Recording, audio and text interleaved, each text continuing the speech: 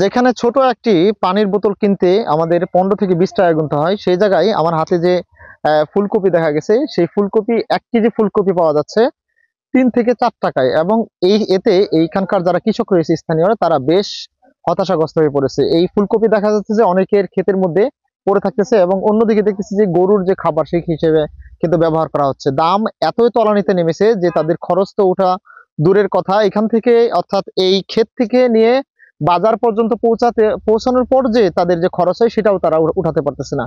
আমরা সরাসরি যুক্ত হবো এখানকার একজন স্থানীয় কৃষকের সাথে। আপনি যদি বলেন যে আপনি কতটুক জায়গা মূলত কপি করছেন, লাভ তো দূরের কথা, আপনি ক্ষতিটা কেমন হবে সেটা যদি আমাদেরকে বলেন। আমি এই 2 একরের মতো কপি লাগাইছি। কপির যে বর্তমান বাজার, মনে করেন যে বাজারে নিয়ে যায় 3.5 থেকে 4 টাকা কেজি। 3.5 থেকে 4 টাকা কেজি বিক্রি করে আমাদের মনে করেন যে লাভ দূরের কথা, আমাদের যে খরচ, যে মনে হয় লেবার খরচ, বীজের যে দাম, সার বিষের যে দাম, সেই তুলনায় আমাদের অনেক টাকা লস। আমার বর্তমান মনে করেন যে আমি এই যে ব্র্যাক থেকে লোন নিয়ে কপিটা লাগাইছি। মোটামুটি মনে করেন যে আমি 1,20,000 টাকা লোন নিছি। ওখান থেকে এখন পর্যন্ত মনে করেন যে আমি 40,000 টাকার কপি বেচতে পারিনি, এত লস লেবার খরচ। তারপরে এখন যে বাজারে নিয়ে যাচ্ছে কপিটা মনে করেন যে 3.5-4 টাকা কেজি বিক্রি করে ভ্যান ভাড়া দিয়ে আড়তদারি দিয়ে কোনো কিছু টিকতেছে না।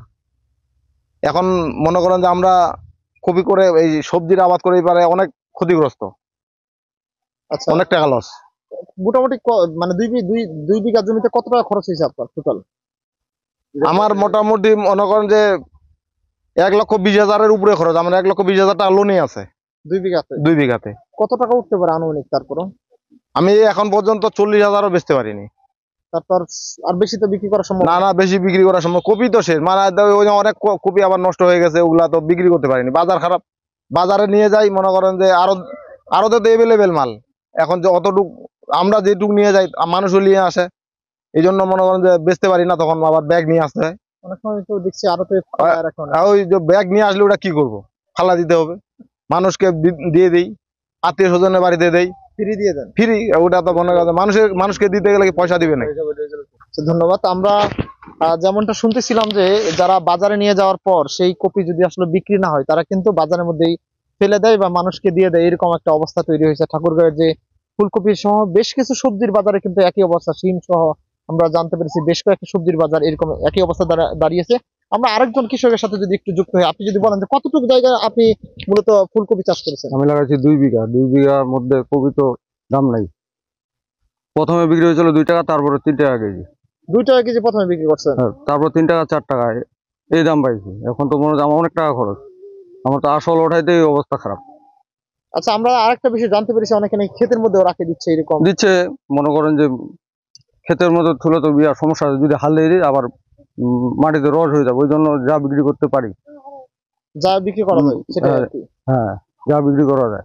আপনার কত টাকা খরচ হয়েছিল, মানে কি পরিমাণ টাকা হবে? আমার 1 লাখ টাকা খরচ হয়েছে 2 বিঘা মাটিতে। আমি 20,000 টাকা এখনো বিক্রি করতে পারিনি। আর কত টাকা বিক্রি করার সম্ভাবনা আছে মোটামুটি? আর কত বিক্রি হবে? 10,000-এর মতো বিক্রি হতে পারে, যেগুলো আছে। পুরোটাই আপনার লস আমার 70,000 টাকা লস। এভাবে কৃষকই বাঁচতে পারে, যে সারের দাম, ফসফেট সার পাওয়া যায় না, 1200 টাকার সার। মনে করেন এখন যদি আমরা দাম পাই, তাহলে আমাদের মনে করেন একটু ভালো চলতে পারে, নাহলে তো আমার অবস্থা খারাপ। এই ফুলকপির দাম এত নিচে নেমেছে যে মূলত বাজারে যদি নেওয়া হয়, অনেক সময় তারা কিন্তু এই ফুলকপি বিক্রি করতে পারে না, এবং দেখা যায় অনেক সময় দেখা যাচ্ছে যে এই ফুলকপি সেই বাজারে কিন্তু ফেলে রাখতে হচ্ছে। এবং এছাড়াও আমরা ক্ষেতের মধ্যে আসার পর জানতে পেরেছি যে এখানকার যারা স্থানীয় লোকজন আছে তাদের সাথেও কথা বলে জানতে পেরেছি যে এখান থেকে অনেকে ফ্রি বা এমনিতেই ফুলকপি দেওয়া হচ্ছে, অর্থাৎ যেহেতু বিক্রি হচ্ছে না সেই জন্য। এবং তারা এই ফুলকপি করে ঠাকুরগাঁয়ের বেশ, মানে যারা কৃষক রয়েছে তারা কিন্তু বেশ বিপাকে রয়েছে, এবং এর ফলে তাদের যে হতাশাগ্রস্ত সেটাও কিন্তু কাজ করতেছে। সবকিছু মিলেই যদি বলি যে এই ক্ষেত্রে যদি সরকার ভর্তুকি দেওয়া হয় তাদেরকে, তারা যেমনটা জানিয়েছে যে যদি ভর্তুকি দেওয়া হয় তাহলে হয়তোবা তাদের যে এই লস বা লোকসান হচ্ছে সেটার ক্ষেত্রে কিন্তু কিছুটা হলেও তারা ঘুরে দাঁড়াতে পারবে বলে তারা জানিয়েছে। আরিফ হাসান, ঠাকুরগাঁও।